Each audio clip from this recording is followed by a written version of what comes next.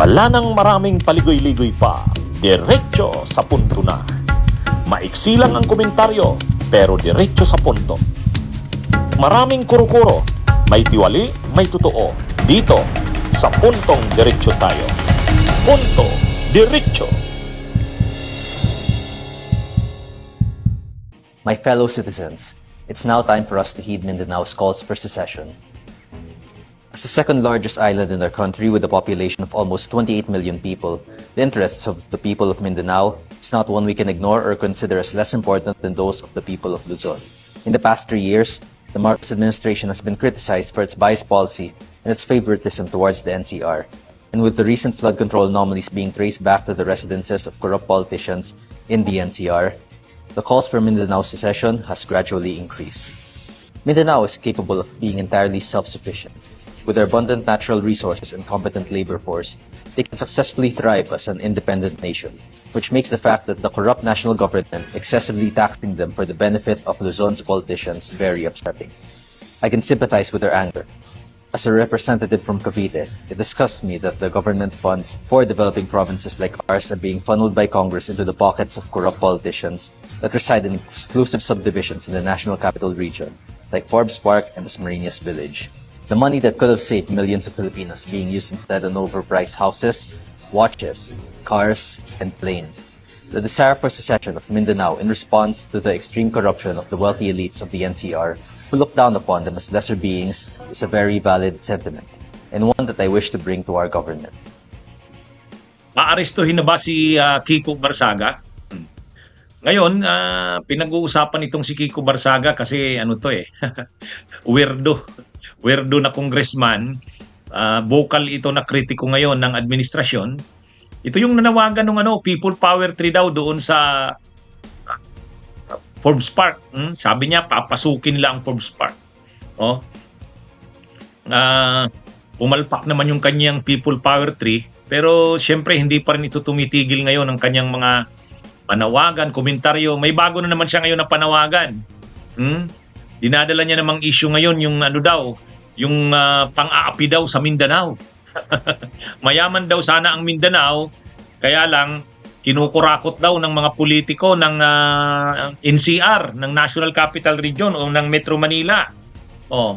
Kaya kumbaga ang ginagawa nito ni Kiko Barsaga, ginagatungan yung sentimento ng Mindanao na magalit sa Luzon, lalo na sa NCR.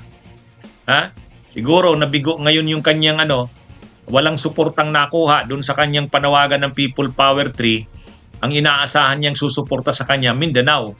Kasi DDS ito si Barsaga, so ang iniisip niya, yung Mindanao, doon malakas ang suporta sa kanila, sa kanya. Kaya ginagatungan niya ngayon, inuudyukan niya na suportahan yung panawagan niya. Hindi naman siya nagsasabi ng maghiwalay ng Mindanao, pero siyempre ganun ang ini-insinuate niya.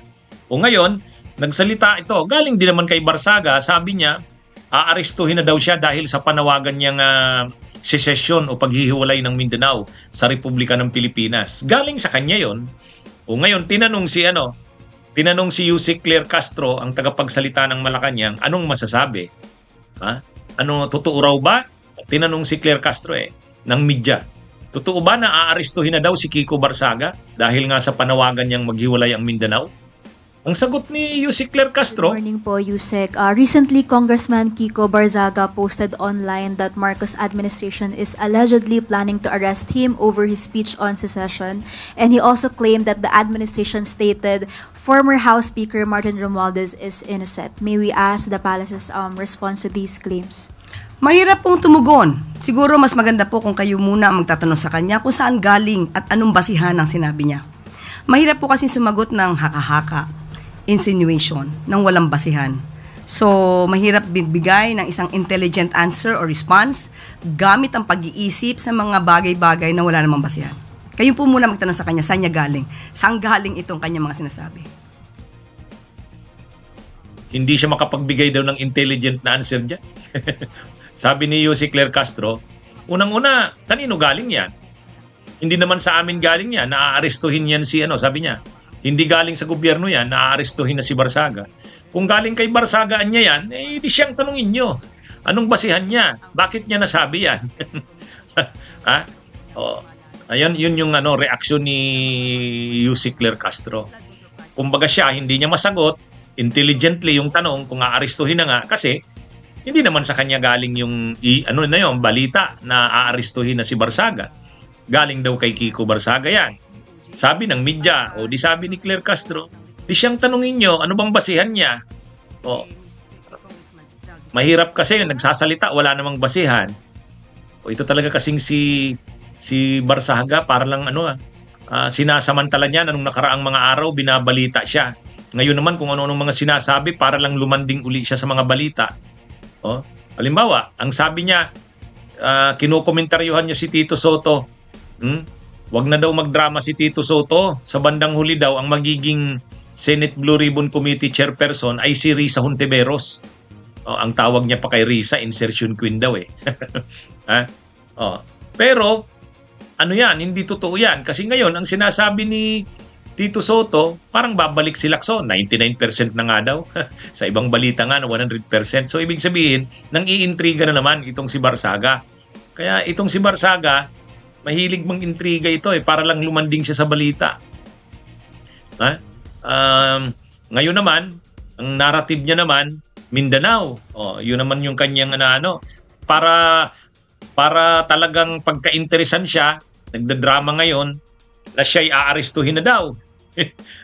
Aarestuhin na daw. Kaya parang itong si Barsaga, kulang sa pansin ito Para mapansin siya kung ano-anong sinasabi. Tulad nga niyan, na sinasabi niyang aarestuhin na daw siya. Hindi naman siya aarestuhin dahil lang sa niya na yan, mga sinasabi niya na yan. Pero wag siyang mag-alala. Sa mga sinasabi niya na yan, lalo yung may ethics complaint na sa kanya, sa Kamara. Sa mga ginagawa niya na yan at mga sinasabi niya na yan, lalo siyang pag-iinitan ng mga kasamahan niya sa Kamara. Hindi malayo talaga ito. Kung hindi man masususpindi ito, mai-expel ito sa Kamara. Yung mga pinagagawa niya, hindi na talaga tama sa isang kongresista Nag-aano na siya, nagdi-disinformation, nagpi-fake news, nanggagatong ng kung ano-ano, nang-uudyok ng kung ano-ano. Hindi na unethical na sa isang kongresista. Kaya ang mangyayari diyan, posible talagang madisiplina siya or baka matanggal siya bilang kongresista. Yung pag-aresto sa kanya, mukhang malabo naman yun. Drama lang yan ni Barsaga. Gusto niya lang lumanding pa siya sa mga balita. Kulang sa pansin Bunyog, bunyog, halikan na kasama ka.